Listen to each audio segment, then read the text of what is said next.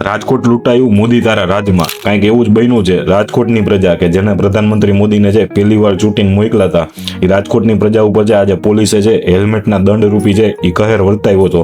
પ્રાથમિક આંકડાઓ પેલી 3 કલાકના આવ્યા હતા। પેલી 3 કલાકમાં જ છે 12.5 લાખ રૂપિયાનું છે એ રાજકોટની પ્રજા પાસેથી જે દંડ વસૂલવામાં આવ્યો છે। 3 લાખથી વધુનો છે એ દંડ સ્થળ ઉપર વસૂલવામાં આવ્યો છે અને 9 લાખથી વધુનો છે ઓનલાઈન મેમો સ્વરૂપે છે એ દંડ ફટકારવામાં આવ્યો છે। એટલે જનતાને છે જે આ 6 દિન આવ્યા છે એ મુબારક હોય। રાજકોટ જ છે મોદી સરકારના શાસનની જે શરૂઆત કઈ રીતે આમ તો અને હવે છે અંત પણ ત્યાંથી જ આવે ને એવું લાગી રહ્યું છે।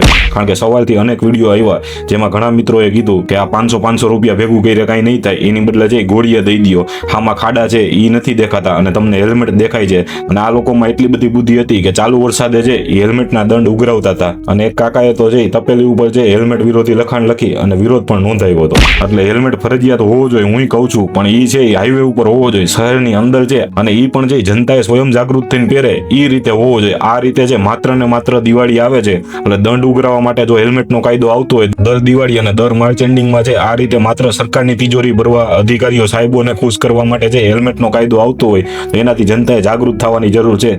દરેક જનતાને કેવું હતું આવતી કોર્પોરેશનની ચૂંટણી હોય કે આવતી વિધાનસભા હોય આ વખતે જે વિસાવદરવાળી કરી આ લોકોને પલટાવી નાખો તો જ છે તમે આ બધી રીતે છે એ બચી શકશો। ધન્યવાદ। જય હિન્દ, જય ભારત।